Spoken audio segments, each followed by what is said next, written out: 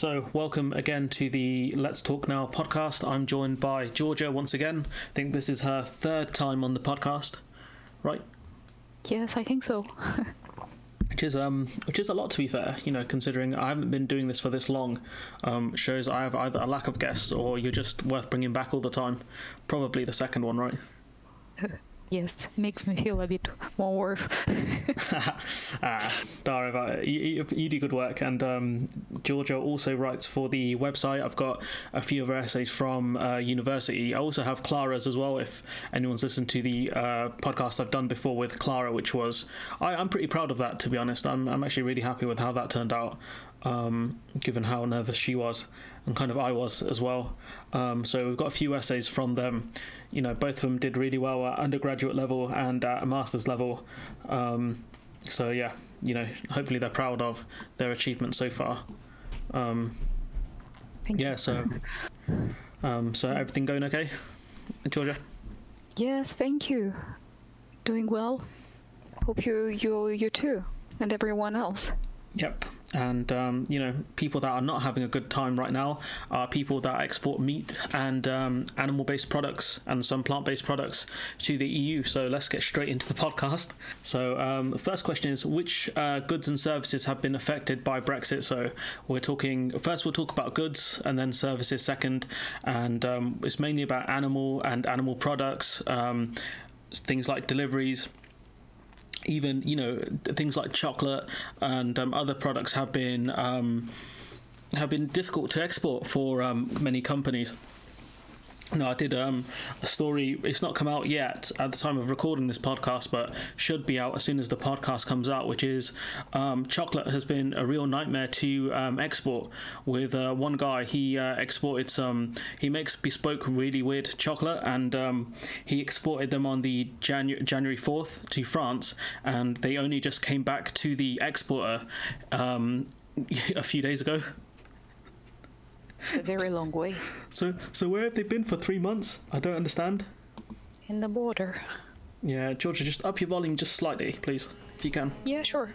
No, I just said it, most probably at the border. Yeah, at the border, yeah, and in transit for 3 months, you know, so if you're a person buying products from the UK and you live in the EU, it sounds like you're having a nightmare time, and I've done a video on it previously where we talked about the sort of 26 steps that exporters of meat have to go through.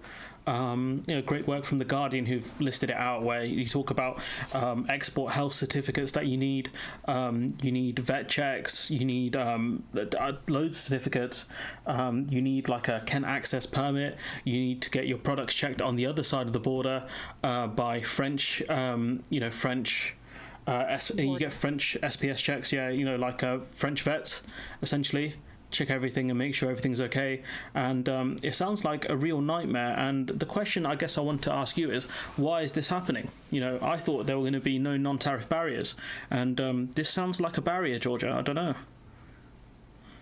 know. First of all, we know that European Union, UK, Brexit, basically, United Kingdom is not anymore part of the European market itself. Single market. Yes. So it means that, you know, in the agreement they said that most of the products and most of the goods, services will be imported with no cost or no tariffs. No tariffs on it, yes. But again, even if there is no tariff, there is no quota, the products need to have the regulations, follow the particular regulations or policies of each independent country. So if before there was free movement, now UK has to follow each European Union's country standards to be able to import there, and vice versa. But Gheorghia, don't they know who we are? We're the UK, you know, we're not some lesser country. We're the 6th biggest economy, Gheorghia. You know, there's only 5 other economies above us. Surely the EU should make exceptions for us, you know. We have Cadbury's, man. But one of those economies is Germany, which is in European Union. But France, yes. France as well. France, okay. France are there. Yeah. I think they're above us, right? In the. They were about to overtake UK. I'm not sure. Yeah, France, you suck. You couldn't do it. You suck. Boo. Boo, France. Boo. No, I'm messing. No, but... It's probably down to COVID because they're in a third lockdown now, I think. Yeah, in the third lockdown. Good luck, France. The whole Europe. But yes, the issue is that there is no tariffs, there is no quota, there is no tax on it. But they have to follow, UK has to follow each individual country regulations, policies, rules when it comes to importing and things in there. And of course, each European country has now to follow UK standards when they want to sell their products in here. I mean, wouldn't it be easier if we just had, the same standard, so we didn't have to do all this paperwork? Would that not be easier? And we trusted each other, when it comes to regulations. Would that system not have been easier? Have they come up with the term for it? Single policy, single. Well, you buy stuff from the shops or the market. Single market. Anyone come up with that yet? You heard anything like that? I've heard it. It was forget. It's in the past now. But yes, as you said, some of the goods or services, like I don't know if it's something not grocery, let's say, it's okay. It can stay in a box for 4 more days. But when you're talking about meat, when you're talking about agricultural goods, certain agricultural goods, yeah. Yes, it's how do you call them? Poultry, in a way. They expire very. Poultry is chicken. Yeah. That's why exports of food and livestock went down by like 63%. Oh, it was insanity. It was crazy numbers. Like I think salmon went down by like 90%, and fish was 83% in total. It was a massacre. Yeah, so it's pretty. I can't say bad, but the consequences are here, and the overall exports to Europe decreased by 5 billion. The imports by 28. So you see the data. Wait. 28 million? The imports fallen 28 million? 28%, sorry. I was going to say, man, because you said 5 billion and then 28, and I was like, wait, no, there's no way. No, 28%. 28% have fallen. Imports, right?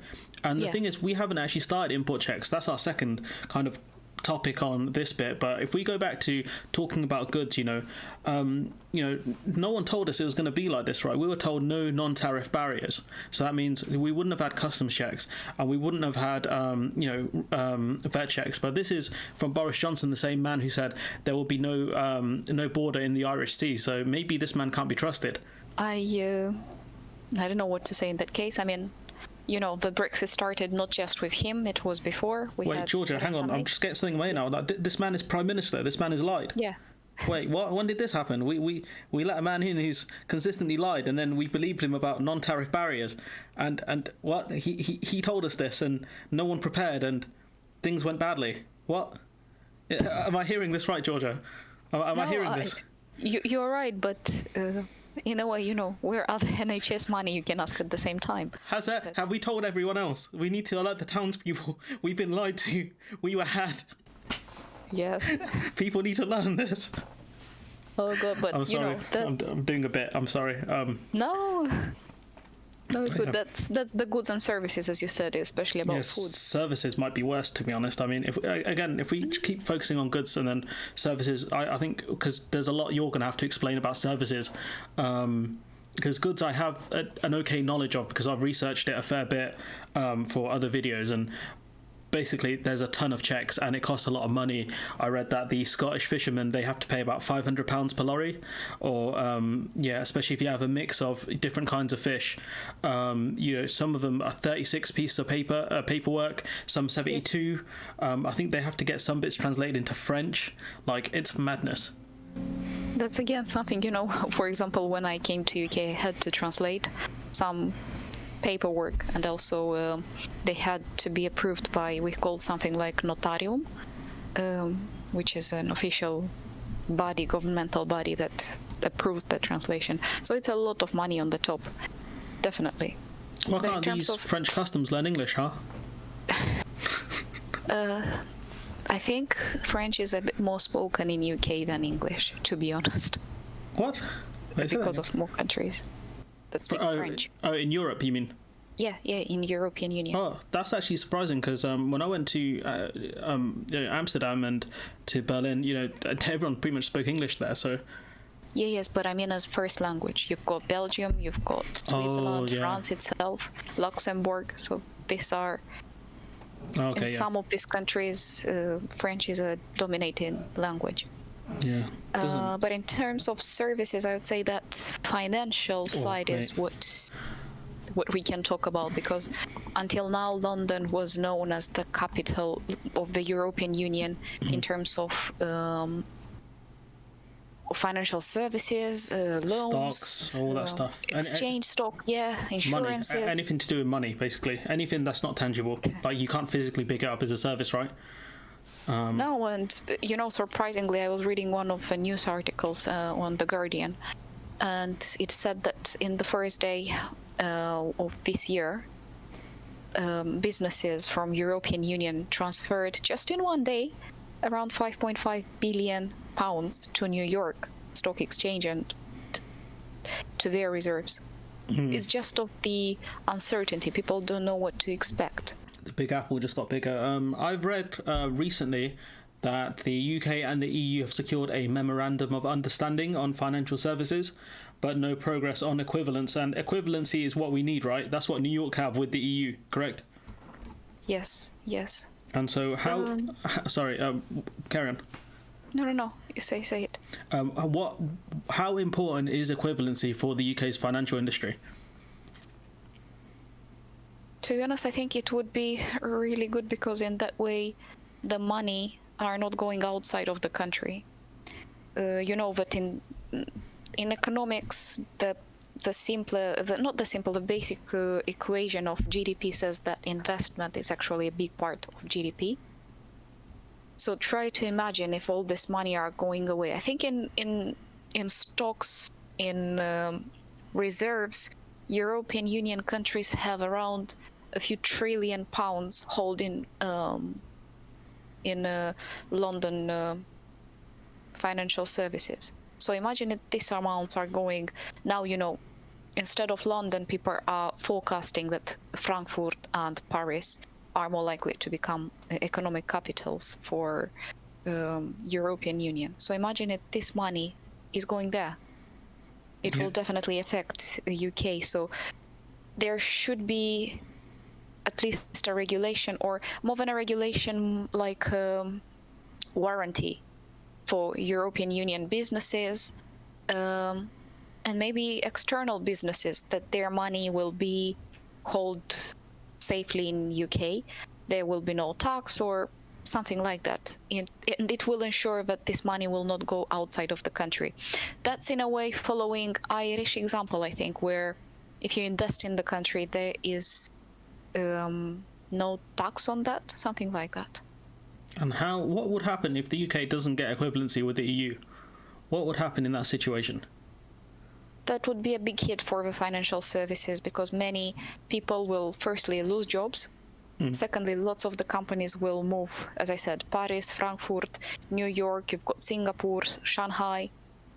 That is another big impact. And another thing that might lead is actually the human side, the social side, that will lead to brain drain of United Kingdom, where many people that have high knowledge about this industry, about these services, will just migrate to places where they have access to these jobs. So this will create migration from UK of high-skilled staff. So what I've read is that the UK has a memorandum of understanding, which is just about agreeing to cooperation when it comes to financial regulations. It doesn't mean a lot. It's called a talk shop.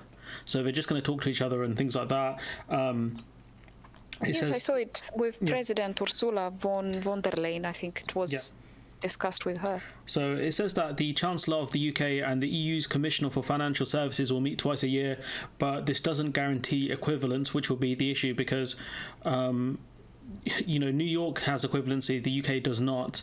And so what does that mean for UK services specifically? So say I was, say, an insurance company and I want to sell my insurance services to, say, a company in France. Would I be able to do that without equivalency? You would be able to do that, but they will apply some certain rules. Okay.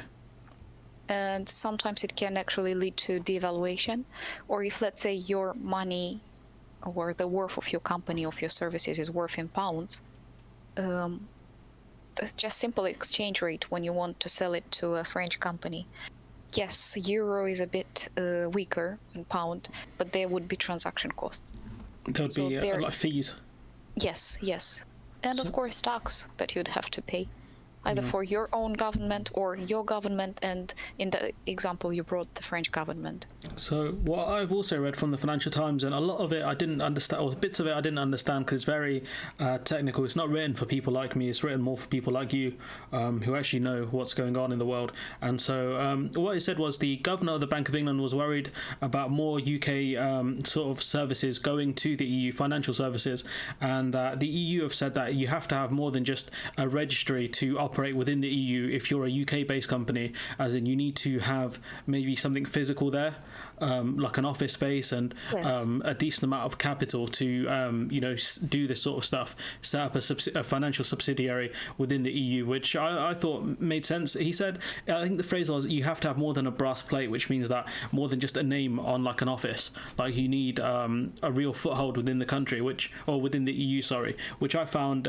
quite interesting. It did talk about some other stuff which I have no idea about, but I guess what it does show you is that for UK financial services to operate within the EU, that they would need a subsidiary within the EU, and that it would have to be more than just an office plate. They would have to have staff or whatever in order to operate within the EU. Does that sound about right?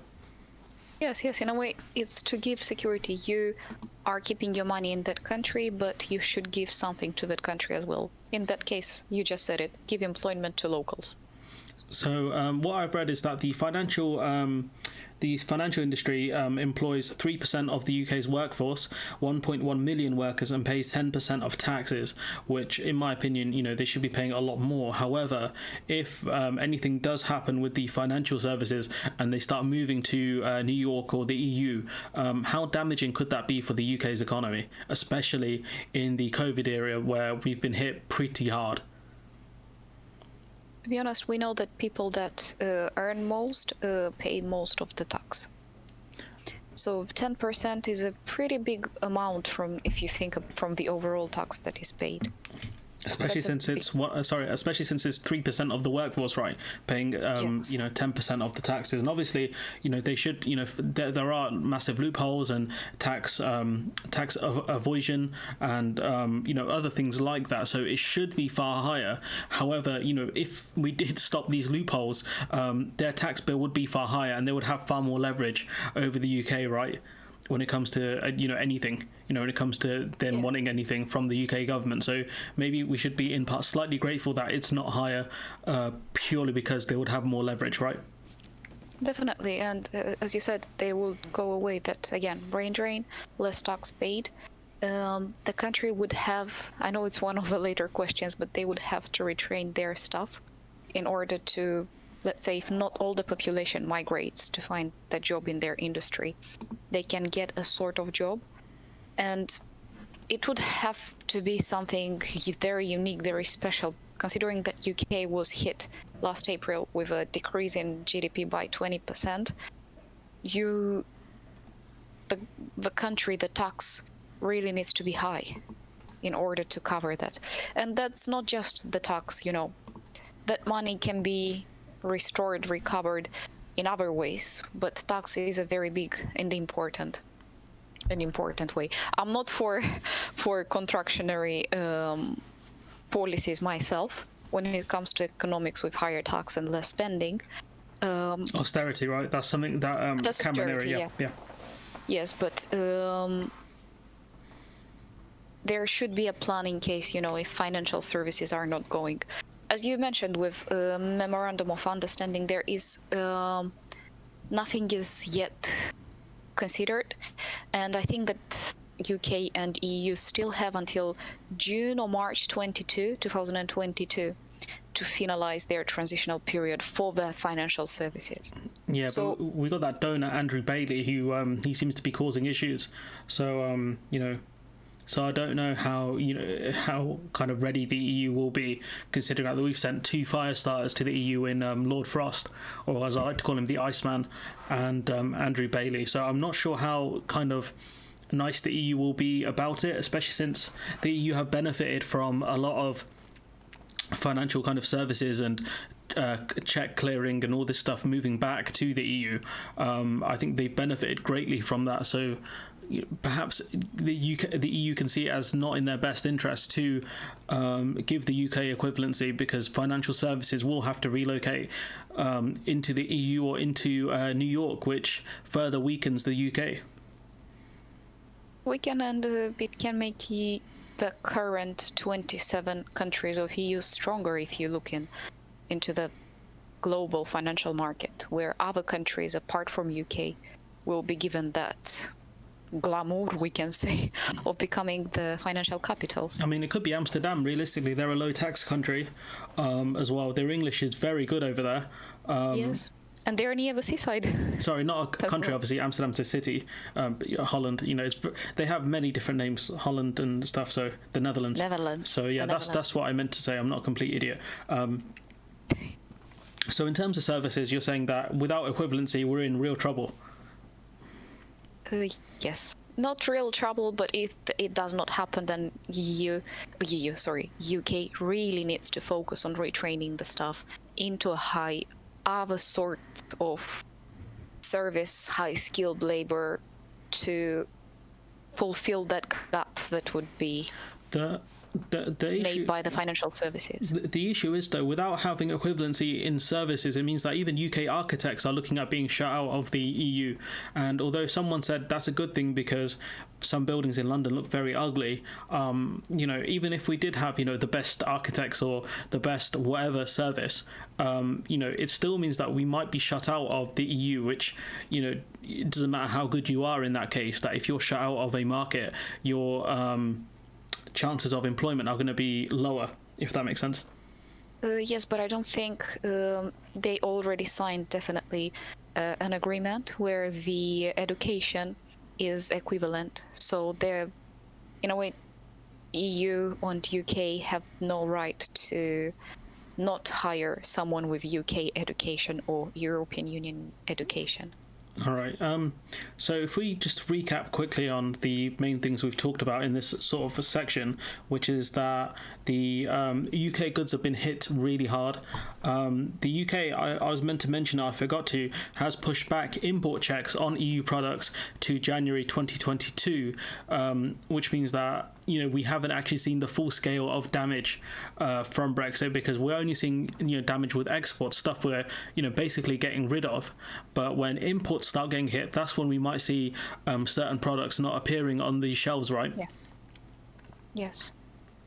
No, I went to Tesco or the shops today, and I noticed even the Netherlands can grow bell peppers, and I was like, wait, what? So I don't know if the UK could do that, but it also means that getting stuff out of season might be more difficult as well, as the longer it stays in transit, the more chance of the the fruit or vegetable dying, or even meat dying. So that's obviously not a good situation to be in, right?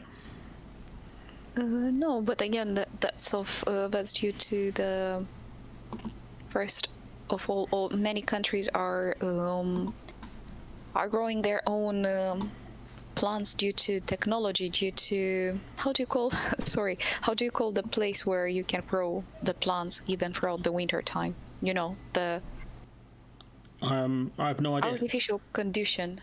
Oh, okay. Even if it's cold outside, it's like a glass cupboard, and you can grow plants. Yes, a greenhouse. Sorry. All right, my mum wants a greenhouse really badly. So yeah, I did notice they were doing that in certain countries where the climate's really harsh.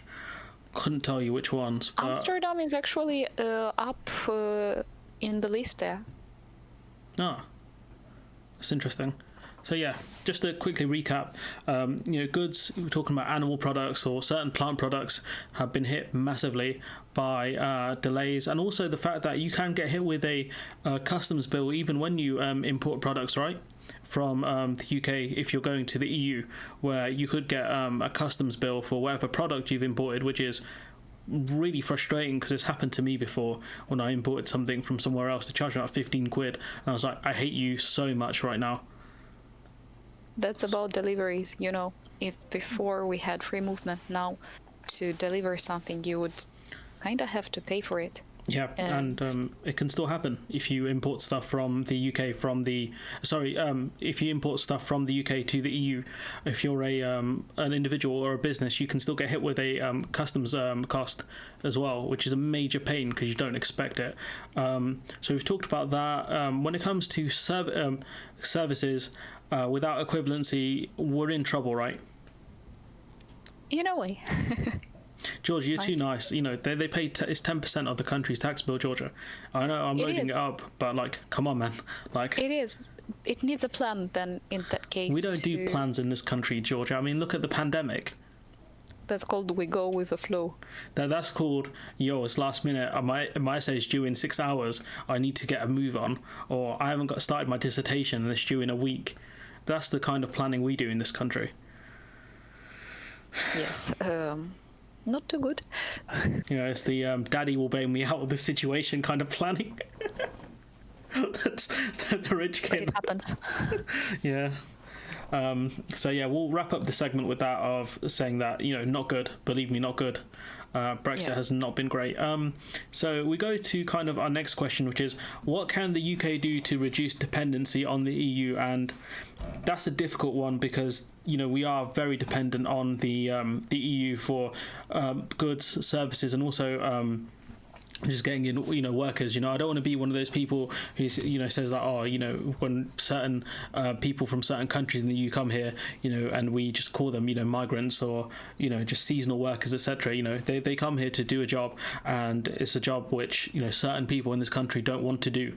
And, things like fruit and vegetable picking is very difficult. Looking after old people is very difficult. But obviously with the rise of, things like visas, and kind of, we don't know in kind of which direction the UK is going to fully go in with regards to who will be allowed into the country under special circumstances. So I ask you the question, Georgia, what can the UK, especially with import checks, as well coming in, what can the UK do to reduce dependency on the EU? In a way, they can, because we spoke about the import-export of meats, fishing, and the beef, for example, they can put some sort of quotas or some sort of tariffs, because, for example, salmon is something that just UK does. I don't think we can do that because we signed the TCA, the free trade agreement. So I don't think we could actually do tariffs and quotas. I think what the UK could do is something like maybe subsidise and sort of incentivise that farms. That is my next point. Oh, okay, yeah, go for it. That is my next point. So that is the first one, fishing. For future, if there will be any changes, just in case any changes to TCA will be made, that can be one. Second, as you mentioned, is subsidize. So UK wants to go out of this common agreement policy, which is within the European Union. Under this law, or under this agreement, they allocate around 4 billion euros to be paid to the farmers. But because they're outside, or because there is no European Union. Brexit means Brexit. UK. Yeah, that's what I was trying to say. Yeah. They're trying to make a new agreement or agricultural act. I think they were talking about this last year. It's a new kind of subsidy. Subsidies. Yes, to create subsidies, and I think that would be not just 4 billion, but it would depend by demand, it would depend on by the climate that the farmers had that year. So different farmers with different conditions will get an amount that would benefit them, and the government is looking to make it like that. So the products of UK would be, let's say, more affordable for UK and for the external market. And also this would create higher competition for the European Union on the global market, if you think. So you're talking about more socialism, where the UK is going to look at. Yeah, that's what they say. There's a more socialism. You know, you're talking about subsidies to farmers, which the thing is, the big issues I have with this subsidy is that one, it's going to be towards more green production of farming, which is not a bad thing, so long as the farmers can actually get the money and it's worth it for them. You know, there's no point in saying you need to set up a windmill on your farm, one of those giant windmills, and we'll give you X amount. Like the farm's going to be like, bruv, like come on, man. So, as long as we don't see stupid stuff like that, the money's actually good. That would be a key thing as well. Can't remember the second point I was going to make. But, with these... Oh, sorry, I remember now. The Conservative government don't believe in things like subsidies. They believe in sink or swim. That's what Thatcher's big idea was, same with Reagan. So how much do you think the UK are actually going to do these sorts of subsidies when what the UK could do is try and lower certain standards within, vegetables and, within farming to import, products from around the world instead of sticking, with subsidising our British farmers. We can just import cheaper stuff from elsewhere, if that made sense. But I don't know what the new rule for agriculture will involve. One good thing, I don't know how followed it was, but for European Union, the genetically modified GMOs, foods have been banned. So, you are not able to eat that. While in other countries, for example, in Northern America, it is allowed. So, of course, UK can adopt something like that, GMOs. But they will not have a positive impact on population. Look at... I don't want to say anything bad about USA. It's a great country, but it has the highest obesity in the world. Well, we have freedom of speech here. You can say mean things about America if you want. Donald Trump's not there anymore. He's not going to sanction you. It's Joe Biden. He's a slightly nicer human being. You can say some mean things if you want. There's nothing wrong with that. And he's more socialist, if you think a bit. Not a bit massively. More yes. It's a very big scale. You're going very far. Sort of 7 out of 10 against. And then again, Trump did do some subsidies of farms, so they are very confusing when it comes to trying to put them into a specific, say what they specifically are, because they're a bit of everything when it suits them. But yeah, with America, like you were saying before I interrupted you very stupidly again, GMOs and some of the stuff the Americans eat are very dodgy. Their chickens, I think they're way bigger than ours because they, force feed them and give them a load of chemicals to make them bigger, which is terrifying. Like I saw pictures, I think they did it during World War II, where the chickens grew massively in size and they looked terrifying. God.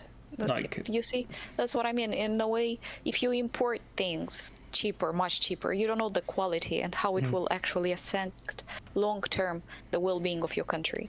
Also, I'm personally for locally produced, locally grown up. That sounds things. Very Brexity and a bit nationalistically. No. If you want to be alone, like, okay, I said I want to be great again, let me show that I can do it to the world, Then just do it. We don't do that in this country. We just talk about it and pretend we're doing it, and then we don't do it. And they're like, why are the EU being so mean to us? It's not our fault. So yeah, anyways, we'll go back to the point of the question, which is, what can the UK do to reduce dependency on the EU? And we spoke previously about, because certain jobs, like we've said, people in the UK just don't want to do. So you talked about, getting in people to do certain jobs from the Balkan countries, right? Maybe there was the UK is looking now to not extend but to open up some of their schemes, like youth mobility scheme and seasonal worker pilot, to make these visas available for a bit longer time with lower conditions to some seasonal workers. So more foreigners. Yes, but not just European Union. So different foreigners, brown foreigners. It's opening up for more people, and I think they want to open around 30,000 of these visas. So it's a big number, to be honest, for a season. Apart from, offering farmers and fishermen subsidies so they keep more of their UK products here and sort of say that, look, we'll pay you a certain amount of money, so the amount that, people in the EU would have paid is covered, if that makes sense. So say, a piece of salmon, people in France paid £5 and people in the UK will only pay £4. We'll cover that amount, if that makes sense. Yeah, yeah. So aside from subsidies and sort of getting in EU work, getting in sort of non-EU skilled staff in areas the UK doesn't have the staff in, the workers in. What else can the UK do? For example, I looked at the infrastructure as well, where to get the money for infrastructure. Rishi Sunak was mentioning Dishi that... Rishi. Huh? That's his name on the channel, Dishi Rishi, because someone gave him that nickname. So I give him the name Dishi Rishi. It's something like Lord Frost. I call him Lord David the Iceman Frost because I found it funny, and Dishi Rishi as well because of the Eat Out to Help Out scheme. So. Okay, this person said that they would like to kind of invest around 12 billion, I think, to create a not proper UK-owned infrastructural bank, which is pretty much equivalent to EIB of Europe. Okay. And create projects that would attract more and more external investment, potentially from China and USA, where big companies would implement or will invest their money to better the conditions of infrastructure in United Kingdom. Saying that, it would really be a good plan because, it means that UK will not wait for the money to be allocated by the European Union. They can implement the money the way they want. But there is just one big thing I'd like to highlight, that all the construction materials in UK, around 60%, I think, are actually imported from EU. So that would be a big question which I'm still looking for, where UK will get that materials from, because it's if you think outside European Union, there is China, yes, very good in producing construction goods. There is Northern American continent, but transportation costs would be just terrifying. Very high. Very high. I did see in the UK recently, I think there's Liberty Steel, I think it's called, is struggling, and it's one of the big steel manufacturers in the UK. They are struggling and they're looking at bankruptcy. So in the past we saw, I think, something similar with Tata Steel. So, it's definitely not going to come from the UK, and it looks like we might even have less construction within sort of construction materials made within the UK. Also, we're still reliant on getting the raw materials anyways, so good luck with that, Rishi. Also, what's in it for China if they invest in the this investment bank idea? What do they get out of it? No, they would invest. I think the bank itself would attract investment from China.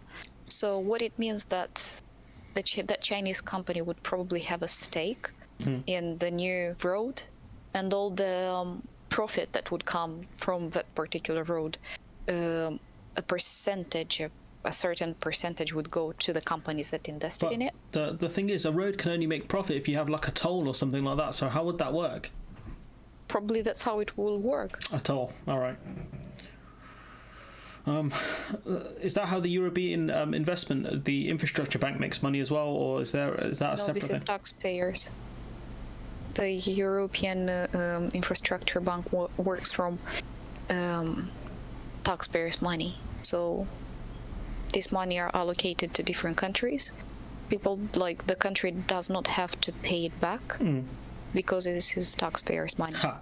What a bunch of fools! Imagine using taxpayers' money to do infrastructure projects to benefit taxpayers, when you can get rich people just to invest in it and then put tolls on those roads, and then they make even more money back. Bunch of fools over there. There are pretty many tolls in some European countries. Yeah. Not all of them, but there are some countries like. People hate tolls in this country. I hate tolls, as well. So. Yeah, I've experienced just two of them, M25, I think, and M6. Yeah, it's just for shortcuts, really. My dad explained to me a long time ago. He said, if it's really busy, if you take the toll road, you can save time. But if it's not very busy, you're best off sticking on the motorway, because you're just wasting money, and the toll road isn't actually that much faster if there's little traffic. He explained to me, this was like a good 4 or 5 years ago. So, so when it comes to reducing dependency on the EU, there isn't a lot the UK can do, right? Not at the moment. They would definitely, need to retrain their people to create or to concentrate on an industry that would make it outstanding. It would be the USP, unique selling point of UK for the rest of the Can we globe. sell xenophobia or cynicism? Or just become a closed country, self-production and consumption. Welcome to the UK, where we sell cynicism and lies. Good lies, the best lies. Don't you believe me? Anyways, we'll move on to our next question, which is, how do you support the stuff like the hospitality sector? How do you kickstart this economy that is struggling so much? What would you do? You're Chancellor of the Exchequer now. We got rid of Dishy. We put you in charge. What would you do? Go. Oh, good. That's a very, very interesting question. So, for example, first of all, the hospitality people are the one that, yes, suffered the most. There were about 71 billion, money, like furloughed for the people. I know that the money were due to be returned in around April, September this time, but I forgot the name of that lady, Annalise Dodds. Annalise Dodds, yes. Yep. She said that the money that were actually given for people, for small businesses, should be taken in a way as a tax from now forward as a student loan. Oh, yeah, I covered this, yeah. Yeah, maybe it's my video you watched on this one. I don't know. Maybe, yes, you yeah, I think I spoke about you, actually. I think I mentioned this to you because I asked you about your input before I made the video, actually, because that's more your area of expertise than it is mine. So I think I did ask you about that, and I think that's that was a good idea that she had. I gave her a lot of credit for that. No, definitely. Because you can't, how do you pay back a loan if you're not making any money? They're better off doing it as a tax, sort of in before corporation tax is taken. I think that actually makes a lot of sense. No, I agree with that. But in terms for hospitality people, this was the first industry to be hit because it's a lot of customer service, face to face. I think around 27,000 restaurants, 37,000 pubs, hotels have been furloughed or closed down. For big pubs, big restaurants, they were Greencore and the Weatherspoons. Yeah, they were given around 9,000 per month, I think, for maintenance or something like that, while other smaller businesses were given around 4,000, I think, or even 1,300 average for very small pubs. So try to imagine to keep from this money paying to all of your stuff. They didn't have to pay stuff because the furlough scheme, but obviously they still had to pay rent and other things. Yeah, so, maintain. Yeah, it is little. Staff were furloughed, so it wasn't as bad. It could have been far worse. The unemployment rate would have been far higher, which is something we'll hopefully get to because we are running low on time a bit, which is my fault really. So what else would you do then? No, but just in let's say most of the jobs in this industry, around 600,000 jobs have been lost. And the government said that it's about 86 billion pounds losses. So to do, one of the first issues with that is also the 0-hour contracts, which I'm not against for totally, because in a way it gives some flexibility for people, let's say, that have kids, or for people that study. Yeah. Gives them the opportunity to manage their time. But many of these people that have been furloughed after that in June time came back to the hospitality retail services. The company, in order to keep their profits high, costs low, 0-hour contract people were the only one of the first ones to be fired from their job place. Yep.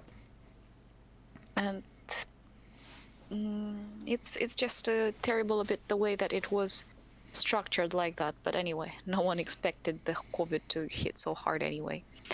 Definitely not Boris Johnson. How to change it?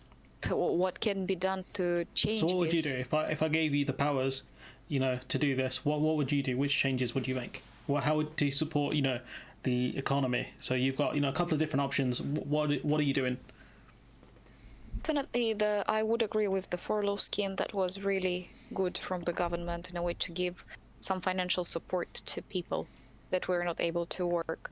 To take for other people that were, let's say, self-employed and they had the credit, to take it back now, I think it would be too soon because What credit? nothing. The one, Universal yeah, credit.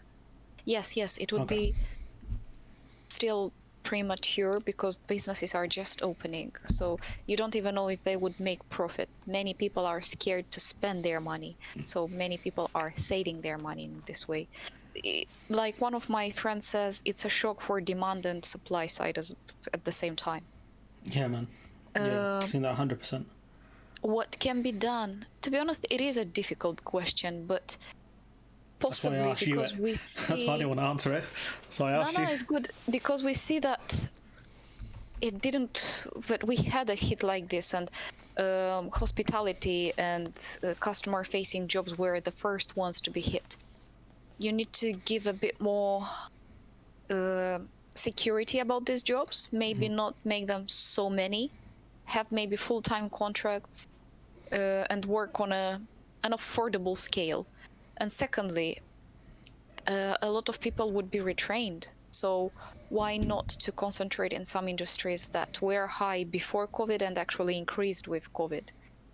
And that was deliveries, that was healthcare. We really understood that we need an improved and adequate healthcare system in this case.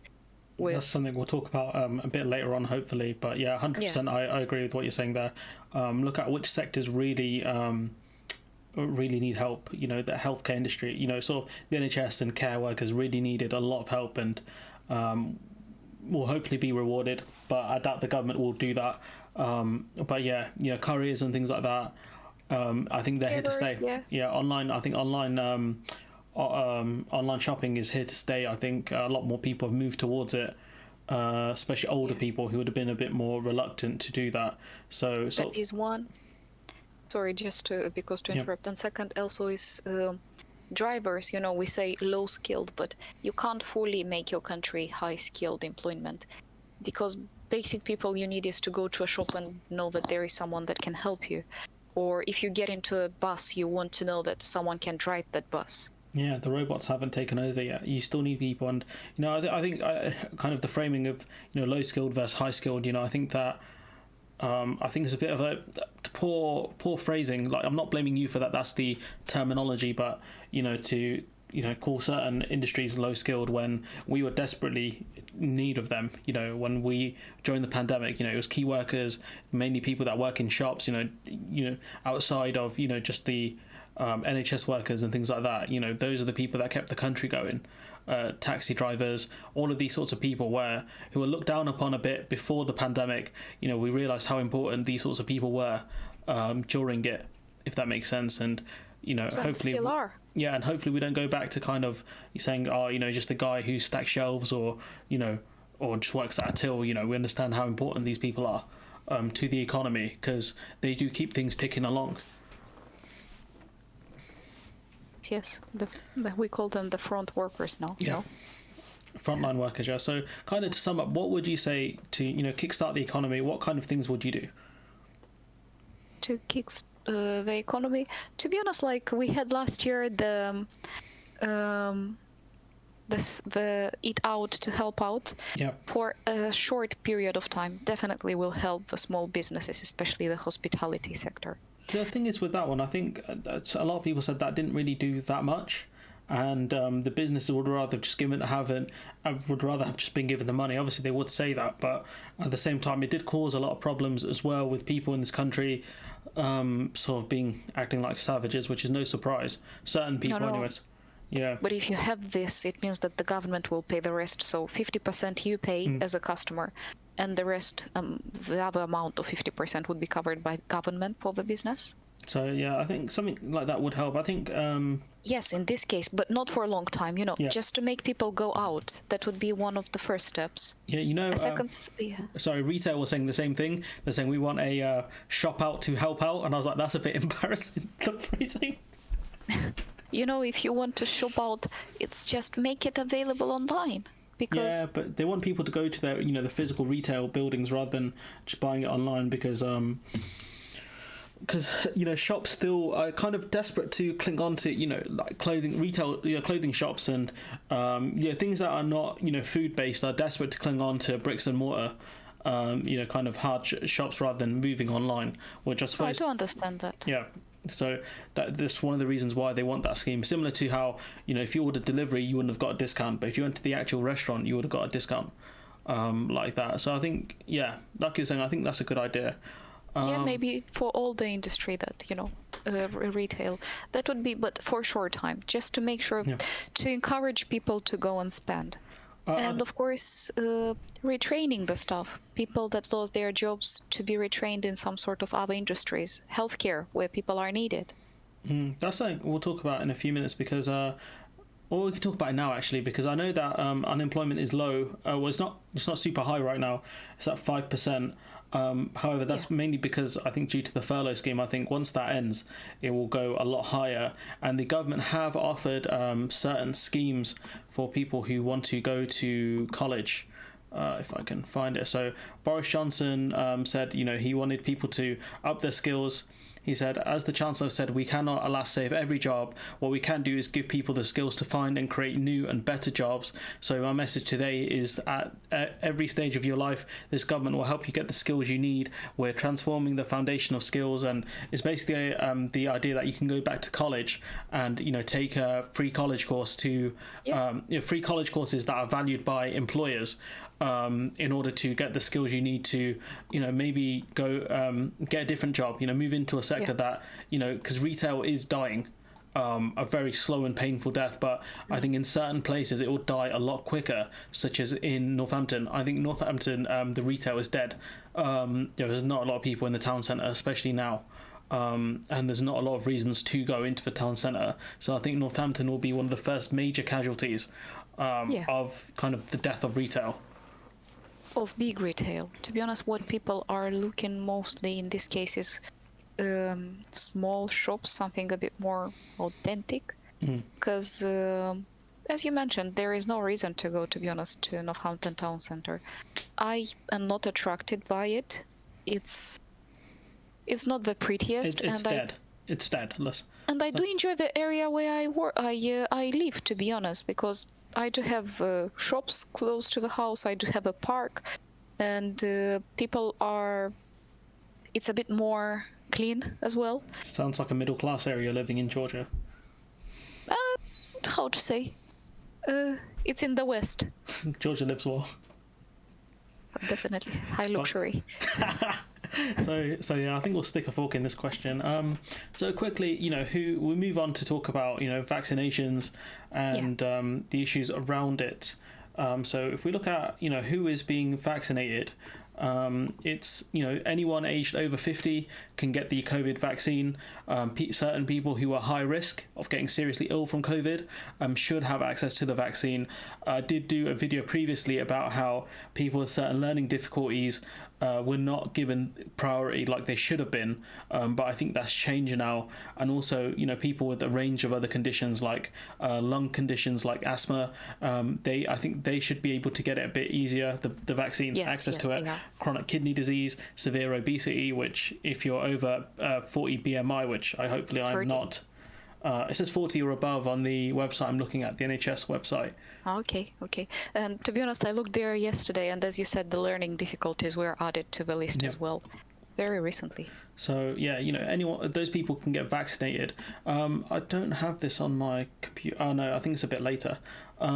So what rate is the UK vaccinating compared to other countries? So we know Israel are doing really well. But if we look at the list, Gibraltar is doing really well, which is surprising. I think it's a very small place, right, Gibraltar? Yes, that's the thing. They're a small country, and the way to... But don't forget, Gibraltar technically is part of the United Kingdom anyway. Yes. And so if we look at the UK here, so the green, sorry, the kind of blue, light blue color is first doses and or full part vaccination, and the darker color is full vaccination. So you can see the UK is going for the strategy of get as many people the first dose rather than giving people the second dose, which some countries look like they are going for. It looks like the vast majority of countries are going for full vaccination. So if we look at Israel, they're looking at full vaccination, but obviously there are issues with them not vaccinating Palestinian people. See who else? The United States is somewhere around here. They're looking at the same thing, going for full vaccinations. Obviously they have access to the Johnson and Johnson vaccine, Yes. which is just one shot. So obviously if you get that, then you're apparently fully vaccinated. So that kind of answers that question, which is that different countries have gone through different strategies. I think personally the UK has gone for the strategy of giving loads of people the first dose just so we can look good in the vaccine race. I don't know how much you agree with that, Georgia. How to say? I just looked at some of the statistics as well, and in as per 1 month ago, nearly 15th of 3rd of March, Israel offered 2 doses of. They are going with Pfizer mainly. They offered the 2 doses to about 50 or more % of their population, while the others, I think, and then the age between 90 to 91, 97% of the people got at least their first dose. Where is So this? it tells Israel. Okay. So So it does really tell us about how big is not the process, but how quick they are in doing it. As you said, there is resistance, of course. anti-vaxxers. Yes, and for example, there is big, how to say, no, in a way, scare from people of certain religions. Yep. For example, people that, mostly more people of Christian Orthodox Church are also Muslims, a bit against that. The vast majority of Muslims are not against the vaccine. Just a few people are, but I don't think Muslim people generally are not against the. No, the vaccine. I'm not saying. I meant in Israel. Oh. Just in Israel. Oh, context. okay, yeah. Oh, sorry, my bad. So yeah, I think they haven't been offered it. I think potentially because of Israel is that's apartheid that's state. what I wanted to say. Sorry. Because due to some of the internal conflicts, some of the data might not be that true, and what the facts are saying, that people are including the religion, the religious context, might not be appropriate in that case, because some people are just maybe don't even know that they have the access to vaccine or have the opportunity to have it.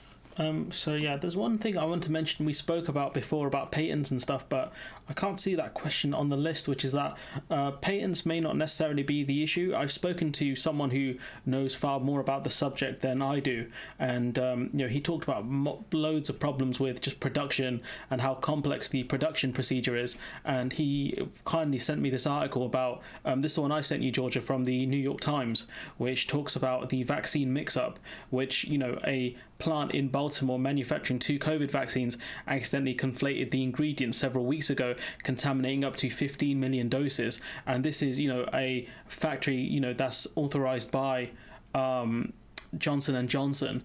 So what you can see here is, an innocent mistake, but obviously if you're trusting, a third country or a third party with manufacturing your vaccine, there has to be not just a transfer of technology that can be difficult, and not just, creating the necessary components, biological components to making the vaccine, but also you're going to have to trust that they don't do anything stupid and mess it up, and because your name's on the vial, and then your name's on that vaccine.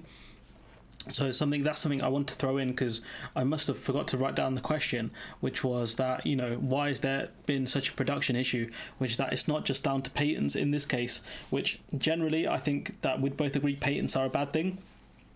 We've seen that with EpiPens in the US, where they cost like $100, but in Europe they cost like 10 or 15, which is just ridiculous, to be honest. Also, other issues with generic drugs, where you can go to Canada or to Mexico and get it cheaper than you can in America, which is insane. to be honest with you. But just in this case, I think the patents are a bit of a red herring, which is unfortunate, to be honest, that the World Health Organization, who have not covered themselves in glory during this pandemic, have gone down that road instead of trying to help these companies get funding to set up more factories. Subsidize. Yeah. To help them get more subsidies from countries to create more factories in order to distribute the vaccine, increase production of the vaccine, and have it, fully authorized by whichever, pharmaceutical company is making it. So, very sad from the World Health Organization. So if we go on to, is there anything you wanted to say, or? To be honest, I agree with what you say, because again, being a patent, on the paper you can say that I'm going to use the highest, best paid or most expensive products, but when you actually go into that country to do the product, you just switch to the cheapest one, and you don't have to prove it, So that's... I was just going to add, production issues mean that the UK is going to have a dip with vaccines. Matt Hancock is blaming it on production issues in India, but I think it's very likely that it's down to the EU taking more control over production of vaccines within the EU.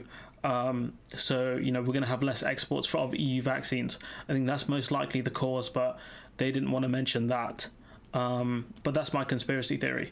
So if we move to our next question, which is about prices for the vaccine, which is, the prices are a bit sus, to be honest with you, as we've spoken about before, which is that, the EU are paying the lowest amount for the AstraZeneca vaccine at $2.15, when the UK and the US are paying $3 and $4 respectively, despite the fact that the AstraZeneca vaccine is apparently being made not for profit. So how suspicious do you find that? To be honest, that's a good question, because not just AstraZeneca, I'd like to highlight, for example, even the Pfizer, which is sold for $15 in UK. It's sold for 11 in European Union and 19.50 in US. So Same thing. I think with the Pfizer one, I think they get a bit more of a pass because they are making it for profit. So maybe certain countries are ordering it more in bigger orders. So they might be getting a discount. But I think with the AstraZeneca one, they don't have that excuse. So I don't understand why they're offering other countries lower prices. The bulk order thing could make sense, but then these vaccines are being made at the UK is getting vaccines from EU factories. So unless it's for transport reasons, maybe transportation costs. That's what it involves. It's possible, but surely we're paying about, say, $3 from the UK factories as well. So unless they've averaged it all out and figured out all of the costs and done it from there, it's very strange. Sorry, that's just something I found a bit suspicious. Also, it's very suspicious because they also wanted to ban the AstraZeneca because it creates clutters, but apparently we have to stress that it's a very low amount of people who have had blood clots out of the millions of people who have taken the vaccine. Just want to stress that in case anyone does have any fears. No, you don't have to have that, because blood clutters, it was 26 cases, I think, per million. Yeah. But no one highlighted that there were 23 cases of blood clutter also per million with Pfizer. So I have nothing against AstraZeneca or Pfizer, glad we have them both. But also there is the element of Brexit. So potentially some of the arguments have been brought as small revenge with political insinuation from European Union towards UK. I can't say that for truth or for sure. The main reason I think that there is a small percentage of that difference of the price, again, is because of the transportation cost and, as I mentioned before, the exchange rate. Right, I'm just getting a bit concerned about time. So just to sum up I know because we are on a time constraint.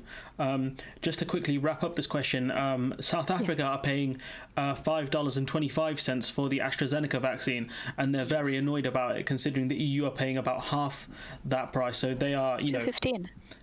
Yes, so it's about half, I think. Must be around half, yeah. Or I think it's less than half, actually. It's more than a half. It's double what they're paying, double and something. Yeah, that's what I'm saying. The EU are paying less than half of what South Africa are paying. Oh my God, my brain. The EU are paying less than half of what South Africa are paying for the vaccine, and they're very upset about it. That is what I'm trying to say. I'm very sorry. That was so painful. So looking just outside, you can say that for the transportation cost, because it would be more expensive to export it to South Africa than, for example, to UK. But the thing is, again, if we're getting vaccines from India, India is much closer to South Africa, I think, geographically. So again, these cost things, they don't make sense. They just do not make sense, in my opinion. Depends who got the patent again, for that exports to be done. Anyways, we'll just end it there before my brain explodes. If we look at the kind of the different vaccines, is it this one? Yes. So the AstraZeneca one, again, it's a bit strange. I think this article is slightly old. It's from the 14th of January, but it says that the effectiveness of the Oxford AstraZeneca vaccine is between 62% and 90%, which seems like a very big window. You've got Moderna at 95%, which is maybe the one either of us will have because we're young G's, or the Pfizer one, which is at 95% as well. So we might be lucky there, and Sputnik at 92%. Obviously, it looks like the AstraZeneca one is the cheapest one, followed by Sputnik, and then the Pfizer one, and then the Moderna one, which is the most expensive at £25 per dose. Jesus, that's expensive, man. That is pricey. And but again,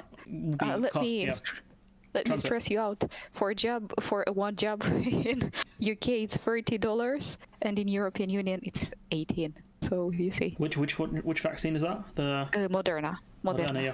I think transport would be an issue because some of these have to be kept very cold. Minus 20, and Pfizer minus 70, which is insane. Yes. Yes. But yeah, I think we've covered that bit. But the efficacy or the kind of effectiveness of the AstraZeneca one is a bit weird. So if we move on to our next question, I know I'm rushing a bit through these. Hopefully, people are okay with that. Our next question, which is the UK's red list, which is a bit strange because there are a lot of countries on here which have lower COVID rates per capita than France, but Boris Johnson said that people coming in from France are tested, and obviously you have to keep trade moving. So, again, the red list seems a bit sus. But I guess there's not much we can do. I think my main issue is the fact that you have to pay £1,700, £1,750 to stay in a hotel for 10 days, which is ridiculous, especially since most of the money goes to G4S, the security company. And, it really does disincentivize people from, saying that they're from a red list country, if you see what I'm saying.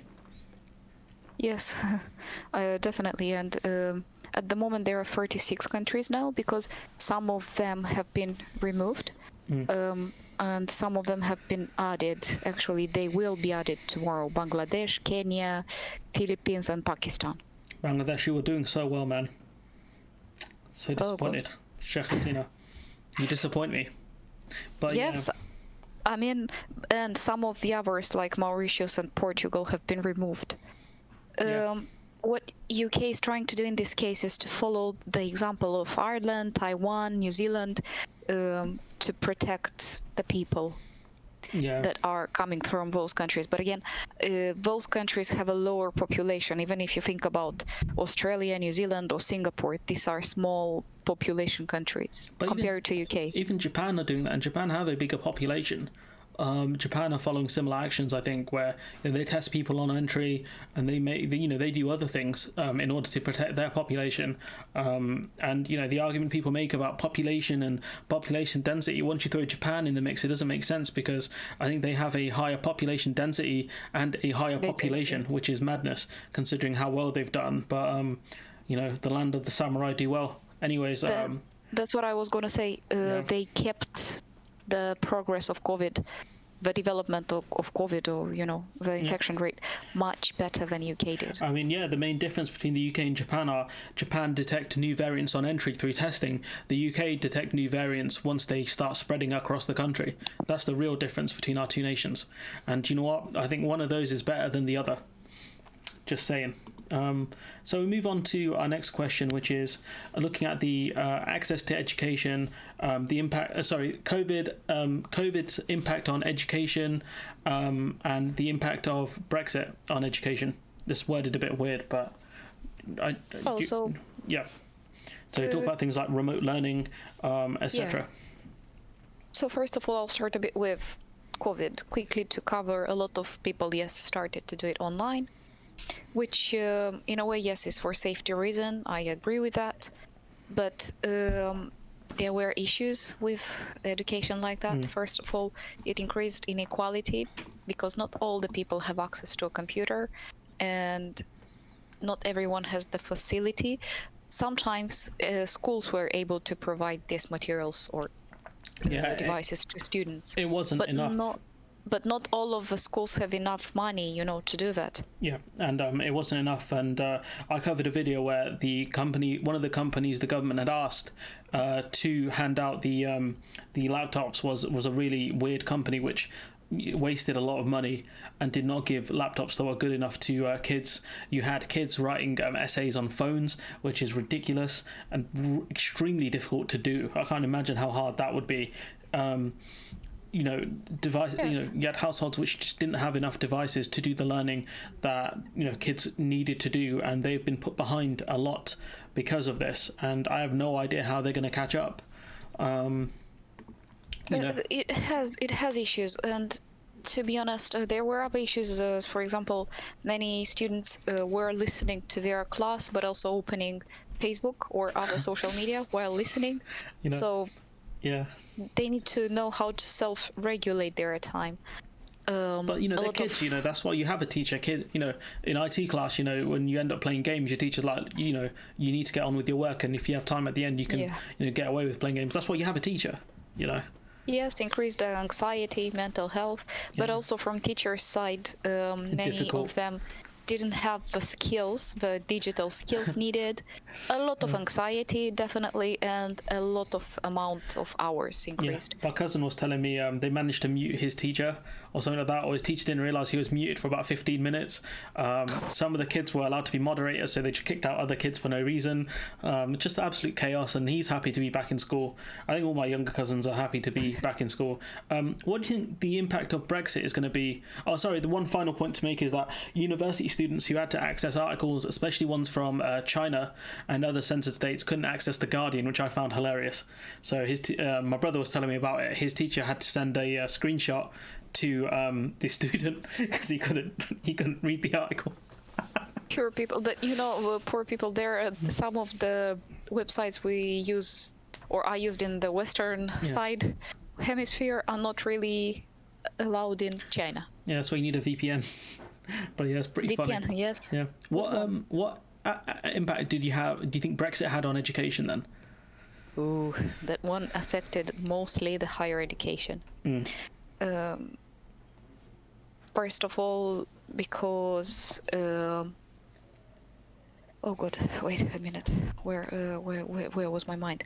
So first of all, around people coming from UK to studying here for this year decreased by about 57%. First of all, because they didn't have access to home fees, and that would be translated at around 62 million loss for the government itself. Main reason for people from European Union not coming in here is because it's expensive.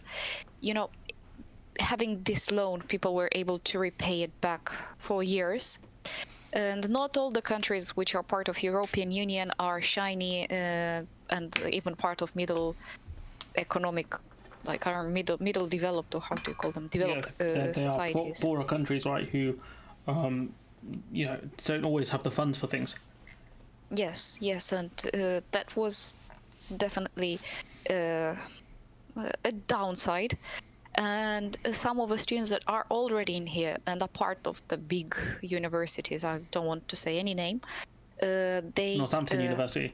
No, not Northampton University. Georgia, that was your moment to pick up the university. Come on, man. We both graduated from there, Georgia. Okay. Yes, but I won't say that in this one you can see that discrimination towards European Union people. students, and this was a factor that affected them to go back to their countries. Yeah, a massive amount of xenophobia really pushed people out of the country. Yes. And kind of when we talk about the deficit within the NHS, that was also a factor as well of people leaving because they just didn't feel welcome, which was a massive failing of the government. We've spoken about the impact on education Brexit and COVID had. Unemployment. So there's something we spoke about towards the start of the podcast, which is it's at about 5% right now. Once the furlough scheme ends, we'll really know the impact that COVID's had on the the job scene, but it won't end until about September. So there's still a while to go before we actually know the true impact. Sorry.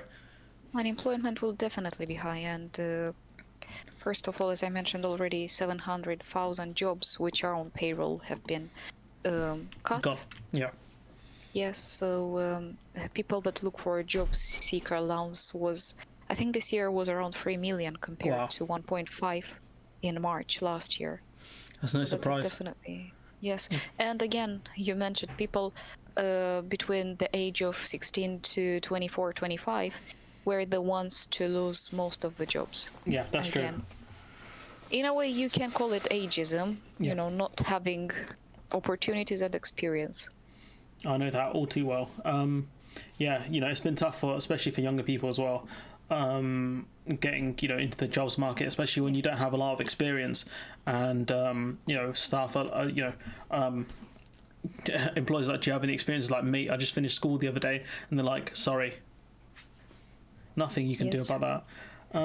So we talk about the deficit of staff within the NHS. Obviously, I've done previous segments on this about teams of nurses that start 4 or 5 nurses short, during the start of their shift, and sometimes it increases more. There are jobs not being filled because of a lack of expertise within the country, a lack of kind of incentive to be a nurse because, beyond just helping people, some nurses are using food banks because they're not paid enough. The hours are very long.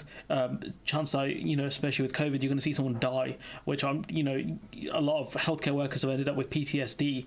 So it's no surprise that we've had a shortage of NHS staff for a long time now in this country. A lot, like I said before, a lot of EU staff have left because of the xenophobia and the fact that they just don't feel welcome, which is a shame that this country treats people like that, especially people that are healers and people that will help you if something happens to you. They'll be the ones to make sure that you get through a rough time in your life, be it a breakdown physically or mentally. They're the ones that will help you, and we treat them badly. Yes, I do agree, and actually this should be a focus for the government to make people to want to work in this industry more. First of all, they cut the NHS or the free education for people that were doing nursing or midwifery, and that affected the amount of people that were going for this education. And we know that already. I think, is it about 84,000 nurses, and overall NHS staff is short in UK. So think about that, about 90,000 full-time people. Anyway, many people, as you said, from EU have gone. They need definitely to think about something, about consistency, how to make this work maybe a full-time work, how to give more opportunities, maybe make it free again, because again, if more people will have jobs within this industry, basic economics says you give people money, they will spend it into the economy. So consumption is part of GDP. Yeah, I mean, the 1% pay rise for nurses just shows you how little the government care. And if you're a younger person who's thinking about going to nursing, why would you do it? You're not going to be treated well, you're not going to be valued, and it's going to be a very tough job for very little pay, which is a recipe for disaster, to be honest with you, especially since I was just going to say it might be difficult to get in nurses from other countries because I believe the EU has like a standard for nursing, a qualification, and so we'd have to look at countries and look at equivalencies that we can give to other countries for to recruit them. Say again. That's a very good fact. In this way, UK has to do the equivalency we were speaking about earlier. Yeah, and getting in more sort of Asian doctors isn't going to help because they're going to have the same problem that the EU, nurses and healthcare workers had, which is racism and xenophobia. So trying to get in people, foreign people to do these jobs will be difficult because most likely they'll probably suffer the same racial abuse. It'll probably be worse because of their skin color. So good luck with that, Tory government, because you done botched it for everyone. Let's see what will happen. And one thing to mention, I would definitely look at rewording, calling medical staff, especially midwives, nurses, drivers, paramedics, low-skilled jobs. That's wrong. Yeah. These are very, very skilled people that know how to save your life. And to save someone's life, that's the highest skill you can have. Yeah, and to be fair, it's because of how much they're paid, and if they were paid more, I think it would be called a high-skilled job. You don't call a plumber or an electrician a low-skilled job. Calling nurses and the ones that actually have a qualification low-skilled is massive disrespect. So yeah, if we move to our next question, which is retraining the population due to COVID and Brexit, how we've spoken about that a few minutes ago with college and things like that. What do you think we should do about looking at how to retrain people due to COVID and Brexit, which I get are two different things, obviously.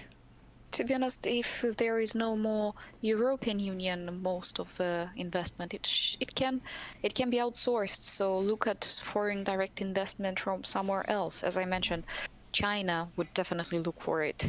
There can be some specific partnerships done with Canada, with Japan. Give subsidies. Why not, for people to start building up their agriculture, their business, and export it, even if there is a sort of, let's say, time regulations. Compete with European Union. This would keep the global level healthy and price levels healthy around the world as well. And I think because now there will be less foreigners doing the low-skilled jobs, as we call them, right? Yeah.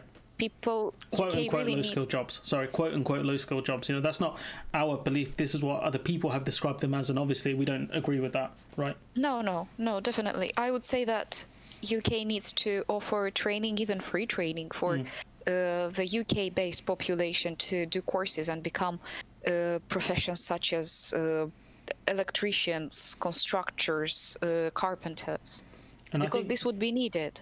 I think, yeah, with Brexit, really, it's time to really look at which industries need people and certain expertise and go from there, because obviously it takes a few years to become an electrician or a plumber, but you have to start somewhere and, pushing, you have to stop forcing people to go the academic route, which is you go do your GCSEs, you do your A-levels, then you go to university. Like, you have to make practical skills more valued within the country, and not just send the kids who are less academically intelligent, and make the point that you are here because you are valued, and we hope that you are good at things like construction and plumbing, etc., rather than making it a thing which people who aren't very good academically go where they feel stupid. No doubt, that's how I would have felt if they told me that, oh, you're here in the construction bit because you're a bit dim and you can't write an essay properly. I think it's just a bit stupid, to be honest. You got anything more you want to add? Oh no, just pretty much this is to create that opportunities for people that are living here. And make them feel valued as well. Make them feel like those industries are valued. So I know we're running short on time, so we'll just kind of blitz through these ones. So new variants of COVID. So from what I've read, there are massive amounts of new variants of COVID. Not just the main three we talk about. The BBC have covered it somewhere.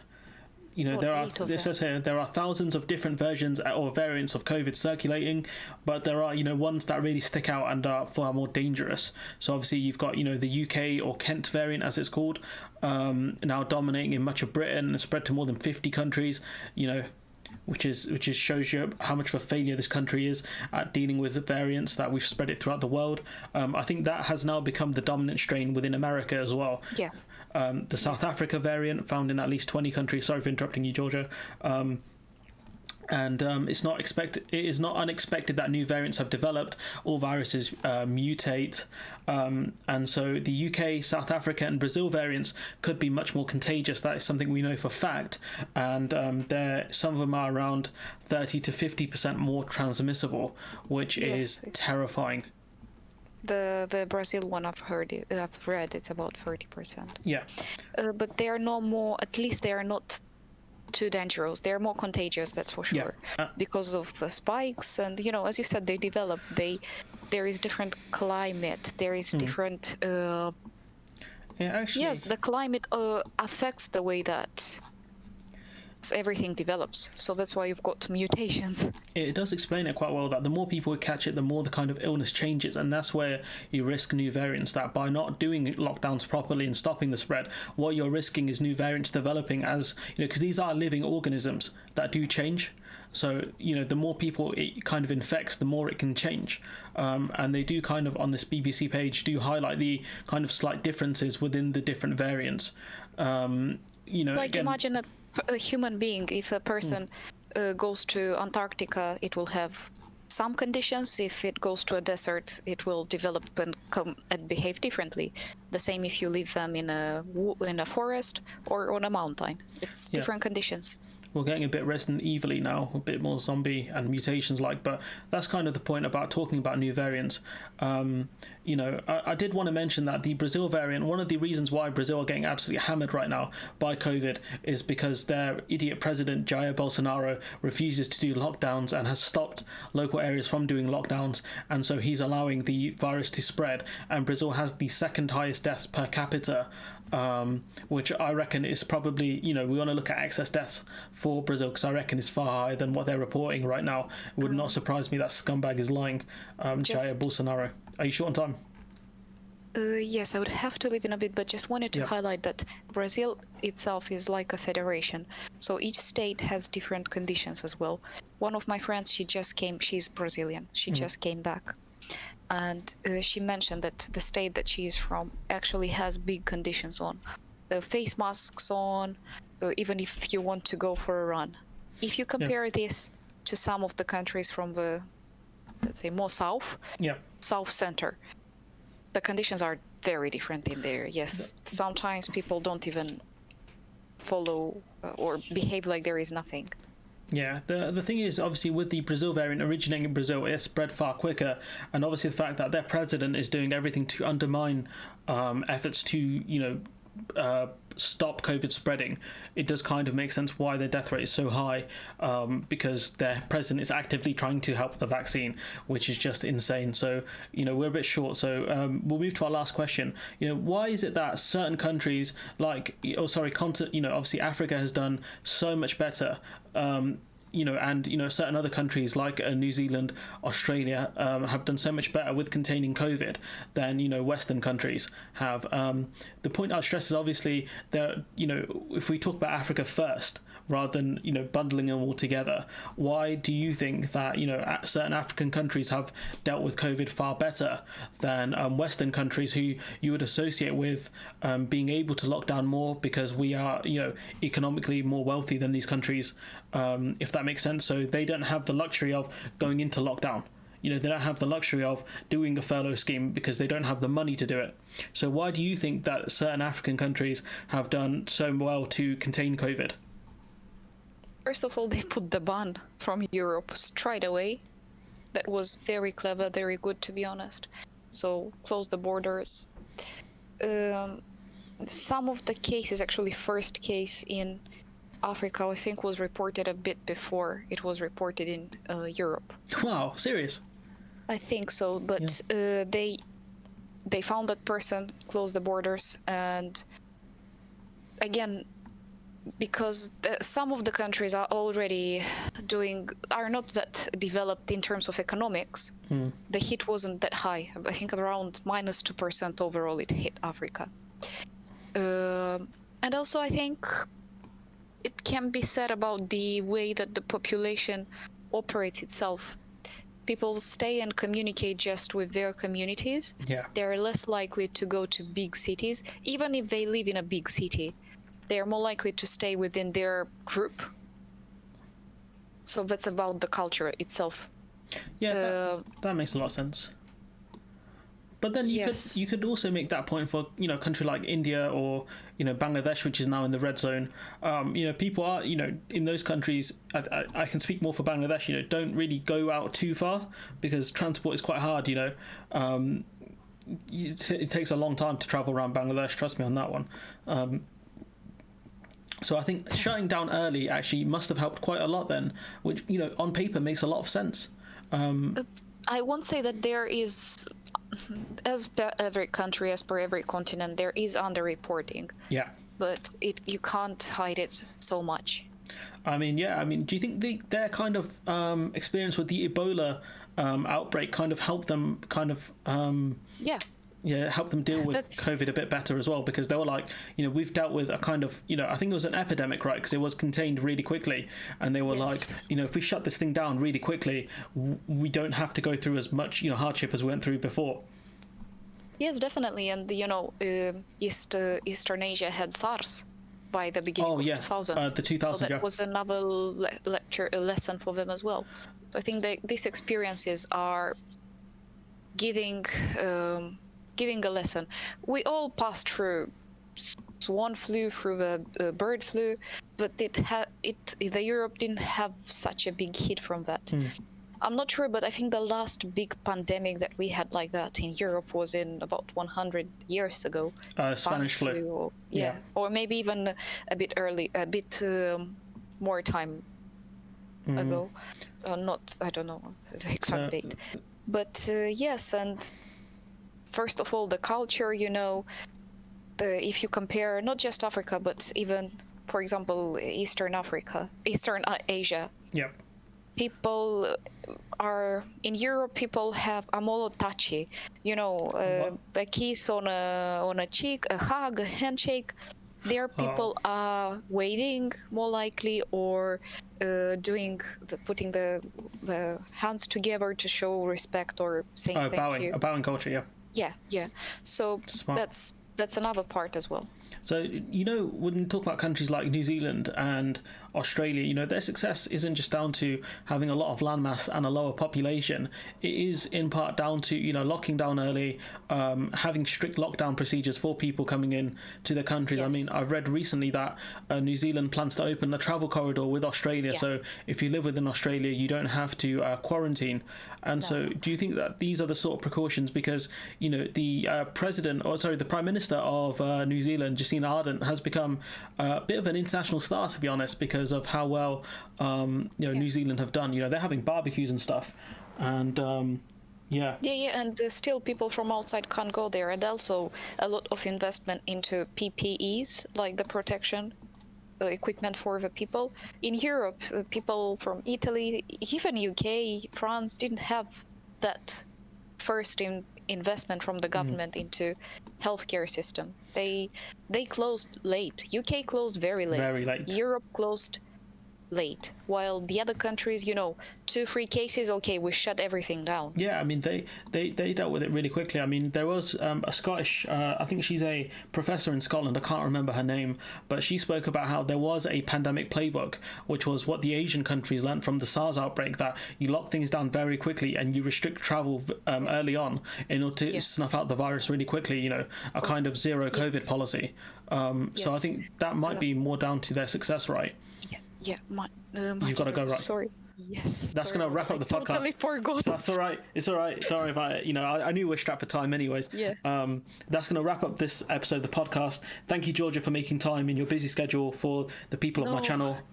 Thank you very much as well. If you want to read some of Gheorghia's work, you can go to the website, bmstudios.co.uk. Gheorghia and Clara both have some phenomenal essays up there, which are very much worth a read. And I'm not saying that just because I own the website, is because I genuinely do enjoy their work.